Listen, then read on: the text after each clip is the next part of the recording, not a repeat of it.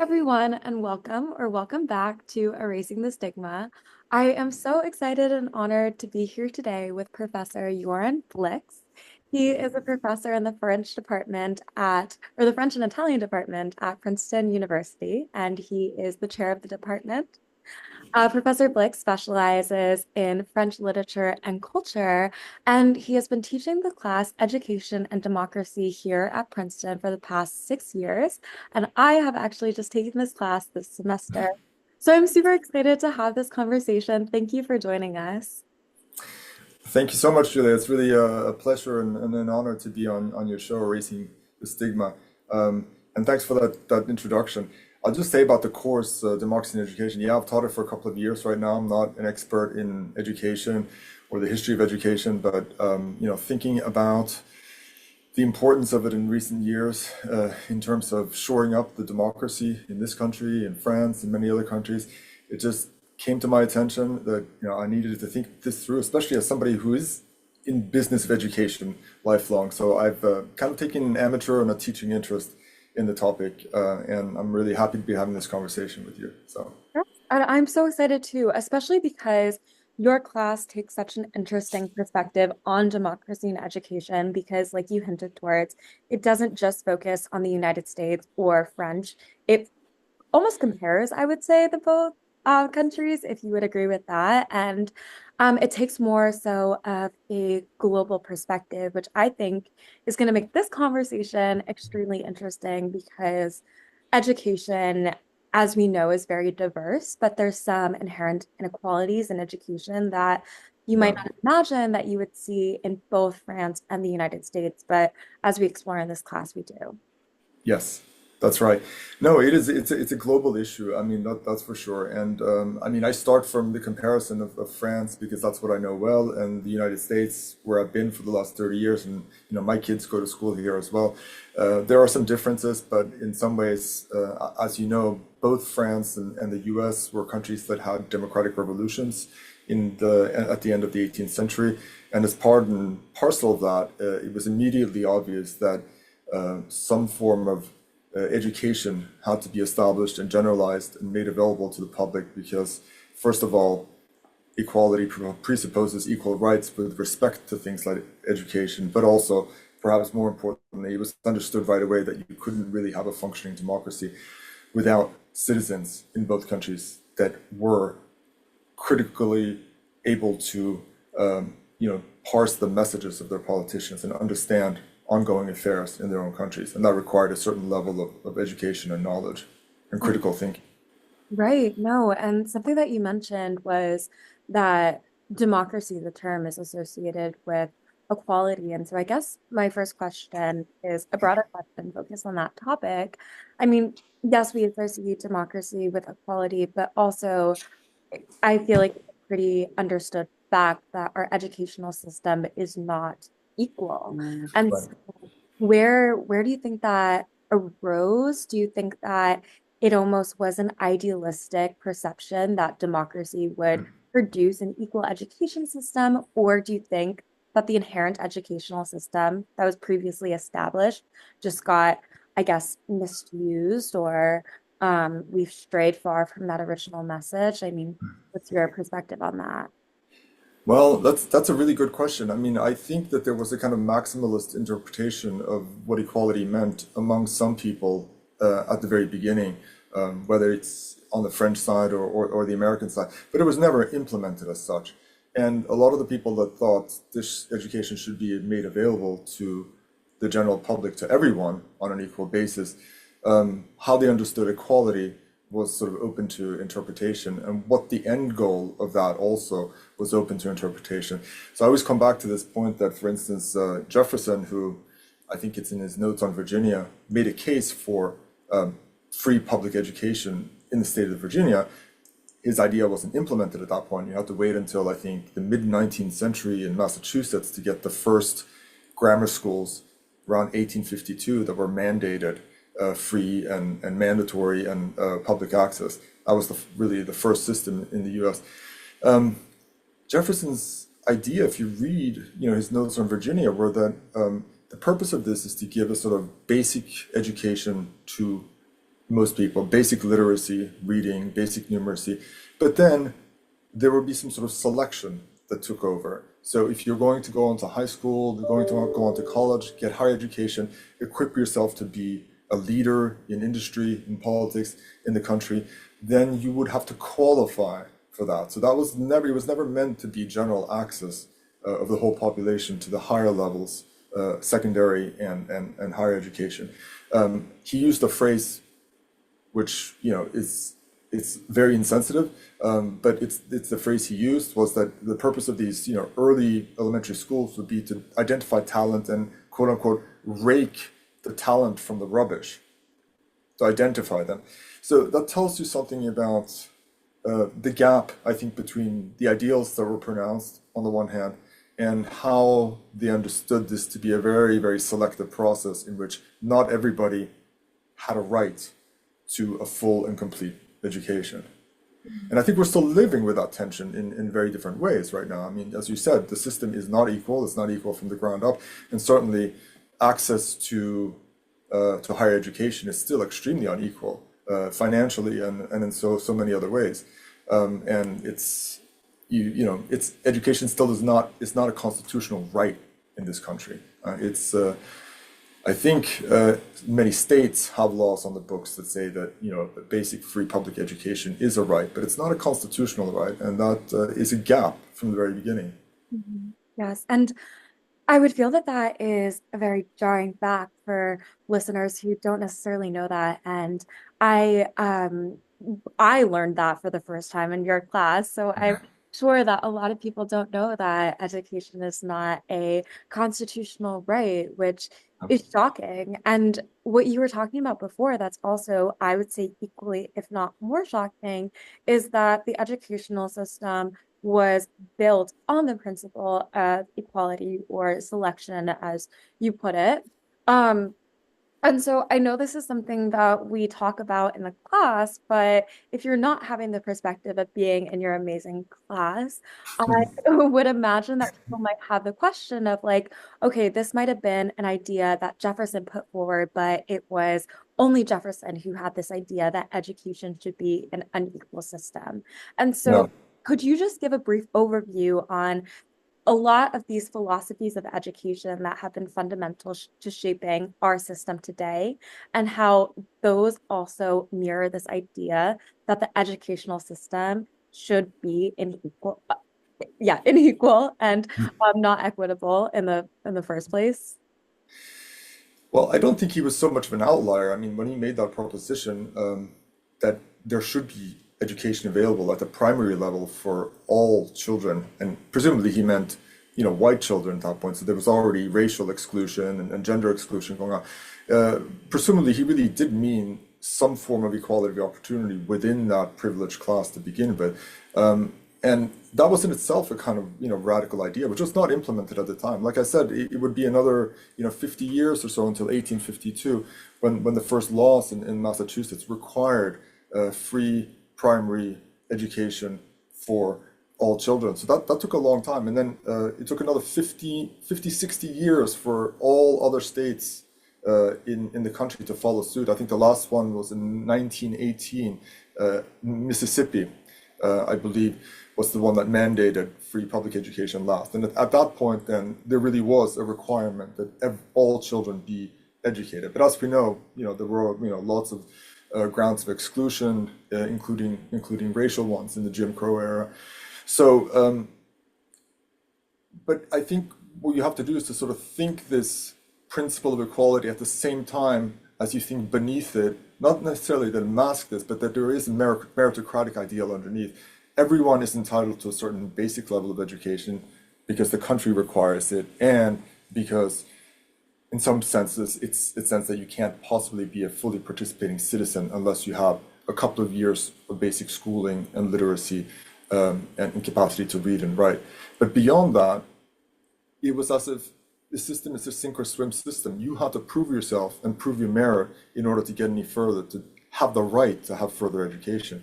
And that meant proving your capacity in the school, proving that you had the merit, the intelligence, the ambition to get any further. That would then entitle you, presumably, to higher levels of education. And of course, there were other barriers such as wealth, I think is very important as well. That, going beyond that, going to high school or going to college, if you're talking up to about, 1900 or even beyond, was not at all considered a right for anybody. It was a privilege, and it was understood that, the wealthy and aristocratic classes were the ones that monopolized that privilege.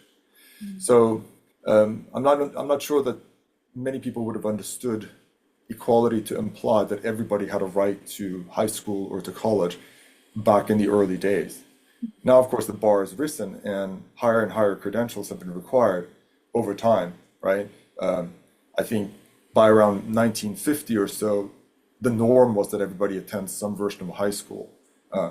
After that, with the GI Bill, it became more and more routinized that people attended college in mass, and you had a massive expansion of colleges.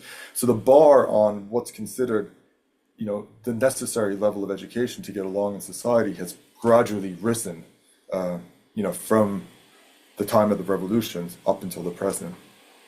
Right, yes. And it's interesting because even though the bar is rising, some of these factors that you were talking about inhibiting these higher forms of education are still very much present.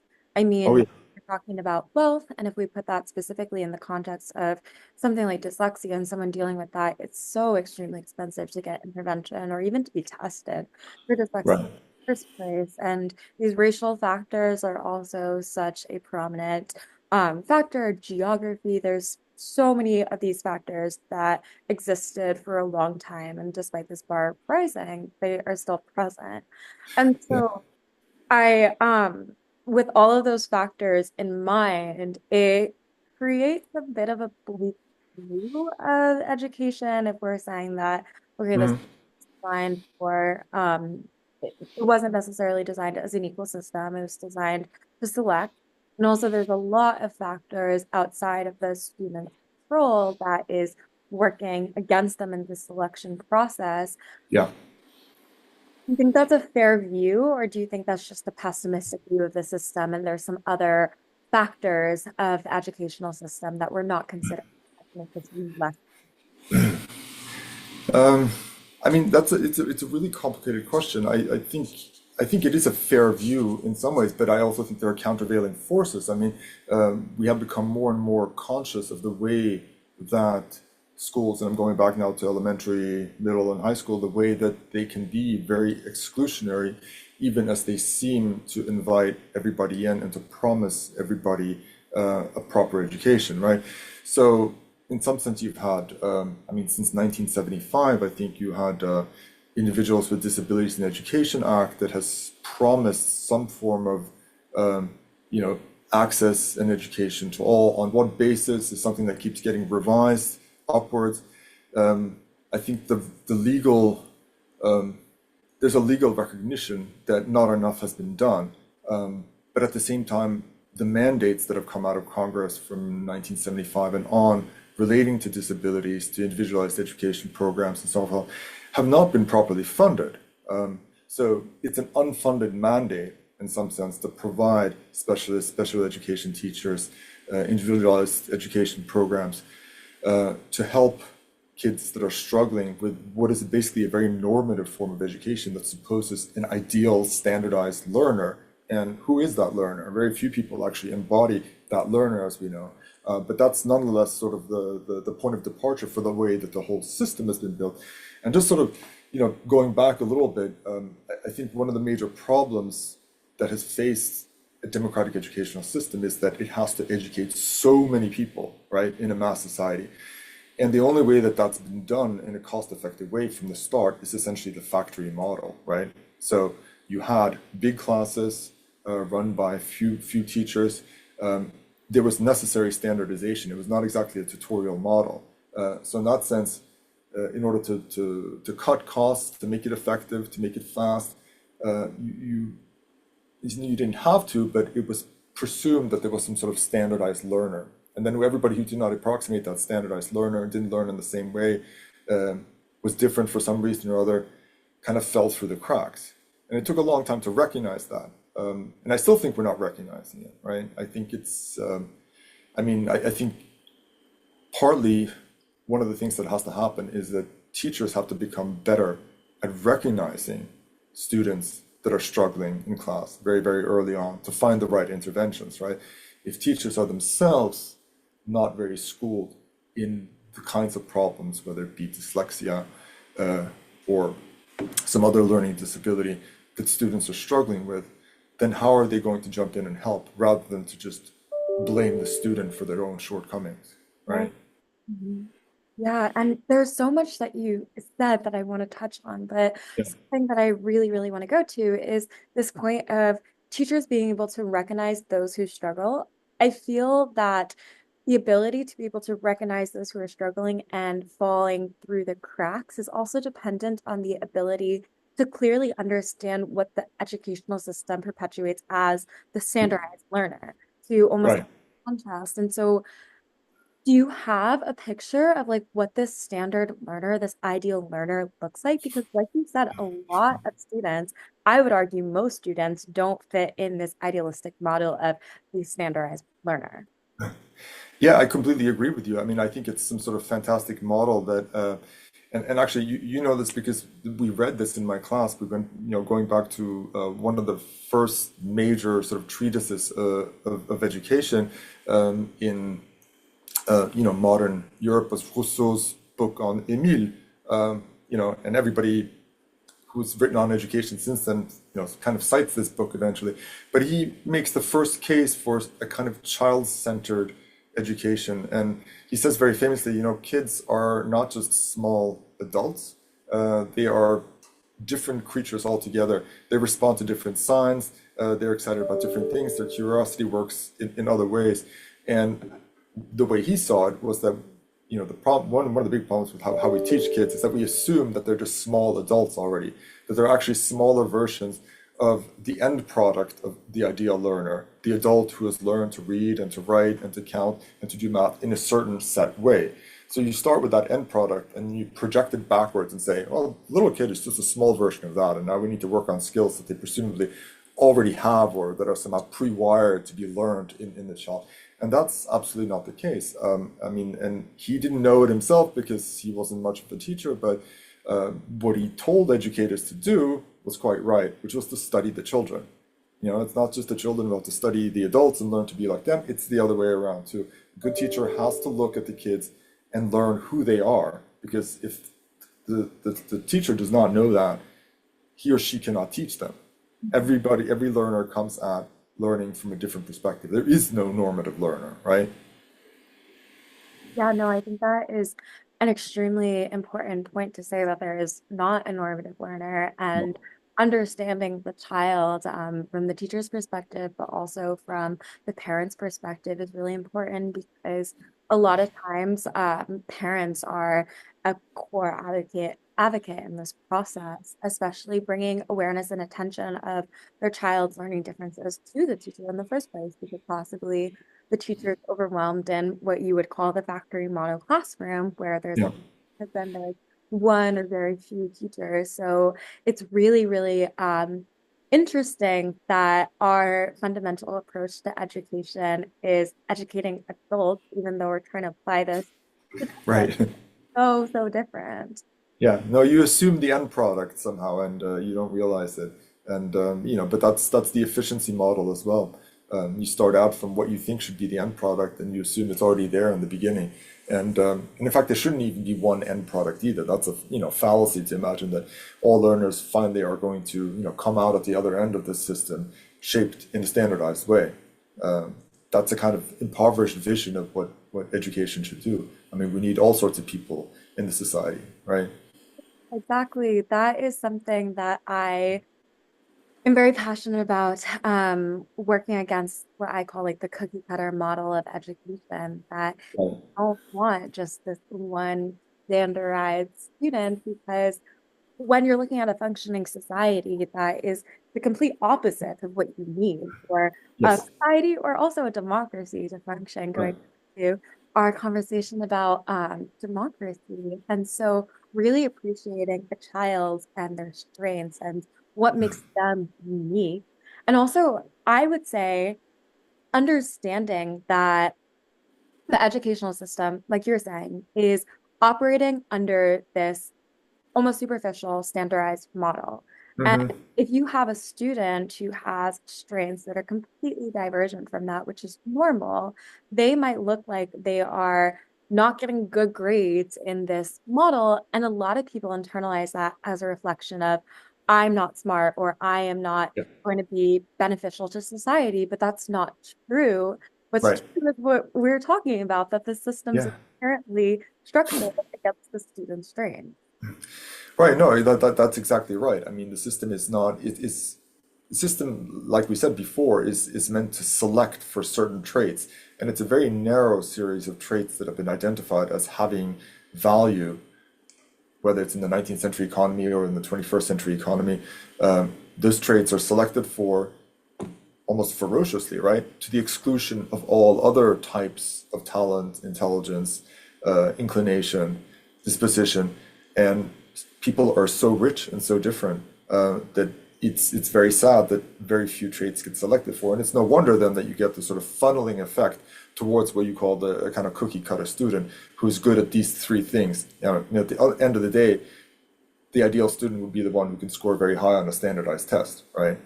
Which tests two or three or four, cognitive skills that have been identified as, crucial for, success in your career and in your life. And that's very misleading, actually. And, we've talked a little bit about standardized testing as well. And, you know, my misgivings about that and the way that, it's used as a tool for selection at every step of the game, starting, with standardized tests in primary school, elementary school, middle, and so on, and then selection for college with the SATs or for law school or business school, what have you. And these tests are premised on the idea that they actually can identify the traits that will make you a successful X or Y or Z. But as far as I can see, from everything that I've read and seen, there's very little evidence that you can actually predict what somebody's going to do in their career, what they're going to invent, how productive they're going to be, how creative they're going to be from anything resembling the result on these tests. So it's a way of sort of quantifying something and giving yourselves the assurance that, hey, we're doing the right thing in betting on this person, in investing on them, in selecting them for this job or this position, or this place in this school. Whereas it's kind of magical thinking a little bit, in my view. Yeah. Um, but we rely a lot on numbers and quantification in order to make these judgments. But there's really no way of verifying, right? Because then you can go back and say, who are all those people who were deselected, through this method? What happened to them? Well, maybe they did really well down the line, right? Or maybe they didn't because they weren't given a chance because the test excluded them. So it becomes a kind of self-fulfilling prophecy, this whole selection process as well. And that's why I'm very, very skeptical about the damage that it does and the sort of implicit norms that it creates. Right. And so that leads me into a question, one of my last questions, but I feel like this conversation is a very interesting conversation because you have such a wealth of knowledge about this inherent inequity in the selection process. But at the Hmm. same time, we're juxtaposing that to having this conversation at one of the most selective universities in the Yeah, country and in the world. And yeah, so it we are able to talk about this, but we also were selected as a student and a professor to yeah, be this very fortunate position. yeah, And considering those two factors, also considering the fact that you have kids yourself, you yeah, know all of this, you are working in a highly competitive environment at Princeton, yeah. you balance all of these almost like conflicting facts to how you approach education with your kid or how you would give some advice to maybe a parent who's watching this who's like, well, if my kid's failing out of school, they're failing. Like knowing that they're smart, they're still failing at the end of the day. Like, what would you say to that? Yeah, I mean, those are great questions. I'm, as aware of you as you are of the sort of inherent contradiction of us being here in an elite institution and talking about these problems. It's almost as if you have to be in a certain position of privilege and able to be able to look back and see what's wrong. And there's a certain hypocrisy in that, inevitably.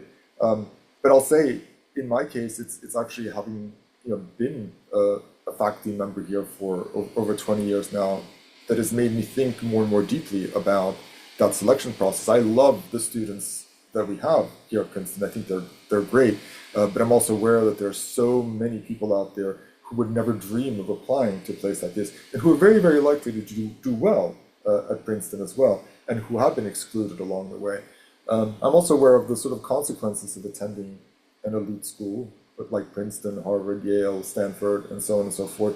It gives you a massive advantage later on in your career. Rightly or wrongly, I don't know. It's part of the whole selection process that keeps going on for the upper places of leadership in our economy, our society, politics. I wish the system were different. One of the reasons I'm teaching this course precisely is to help myself think through this, and also students with students like yourself who are in what we've been calling the meritocracy, who have been selected, to be able to step back and think about, is this the best way of doing things? I don't think the system was as hyper selective and hierarchized maybe 30, 40, 50 years ago as it is now. In some ways, elite schools like Princeton have pulled away and become much, much more selective and more coveted, partly as a result of the sort of growing stakes of having a diploma from an elite school in today's economy where the middle class is collapsing.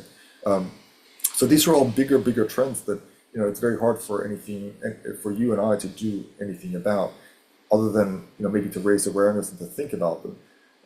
When it comes to my own kids, they attend. They all attended public school here in Princeton, which is a very, very good school district. You know, they spend a lot of money on kids here in the Princeton public schools. People move here for that reason. So it's quite easy to make the choice to send your children to public school here. It's not elsewhere in the country. As we know, funding is very unequal across school districts, between states, and that I think is a major problem. I think a lot could be gained if there were political will to equalize school funding. We've also talked about desegregation as a very important factor, perhaps even more so now than than years ago, because many school systems are becoming highly resegregated again, and that's leading to a loss of opportunity. As for what to do as an individual parent, you know you you have the power to advocate for your children in schools. You do have rights, and especially if your children are struggling in one way or another, and they're not getting what they are owed legally in terms of the support, then that is a case where you should really do everything you can to advocate for your children and make sure that they get that support. It's an onerous process. I haven't had much experience with it. One of my children had a speech impediment for a number of years, and in order to get that treated and attended to in school was a major ordeal, and that's just a small disability of sorts, and it sorted itself out after a couple of years. So I see completely that it's much harder when you're dealing with more and more serious issues, but you need to do what you can to make sure that you get from the system what you are legally owed. And without that kind of advocacy, it's very tempting, I think, for schools to cut costs by not providing those additional services and support structures to which you should be entitled. Yeah, that is a very important point. And to be able to advocate, I would also add that it's important to be educated on your own rights. Yeah, Into that. And I mean, I think those are two very powerful things to end with and to leave off with. One of the traditional questions that I do end with is, how do you suggest that parents and teachers can work to erasing the stigma? I mean, would you say that it's through advocacy and education on their rights of like what they're going to advocate about, or would you offer up a different answer? No, I mean, I think that's certainly part of it. Um, Listen, I mean, I think there are so many, there's no silver bullet here to Right. erasing stigma. Absolutely not. And there are so many things that should be done to raise public awareness. But in some ways, it all starts, in the classroom, in elementary school. It starts with kids getting to know each other and seeing that they're not all alike and that people are different and learning that it's okay. And, if you're not exposed as a child to people who are different from yourself, and I take difference in a very broad sense here to mean, gender, race, class, religion, language. Language can be important. We don't talk enough about it, but there are a lot of English language learners here who, are also often stigmatized for not speaking perfect English. And also, they have trouble learning because of that. That's in the school system that's predominantly takes the form of English instruction. I had a moment like that when I was in fifth grade and I was dumped into an American school and I didn't speak a word of English. It didn't take that long, but I know what it's like to be at the other end and also to be actually stigmatized as somebody who doesn't speak the language that all the other kids speak. So that's one thing. And then when we're talking about disabilities, right? That, was invisible for so long because either kids with various levels of disability didn't attend schools at all, or they were put in institutionalized in different special education classes or even different institutions altogether. So that reduced the visibility. I think, part of the answer has to be make everybody visible to everybody else, starting very, very early on, mainstream everybody to the extent that you can. And when you grow up together with people who are different, you are going to understand them and you are not going to fear them or fear that, uh, you know, people used to think, oh, these kids are going to contaminate my own with their disability, right? I mean, completely magical thinking. But that level of intolerance can only be cured by mutual exposure and understanding. And so I think it's very important that it starts in the classroom and that people get to talk to each other, get to see each other, get to play with each other from day one. I completely agree. I think that was a phenomenal answer, and this was an excellent conversation. Thank you so much for coming and speaking with us. You're very welcome, and thank you for having me. Appreciate it.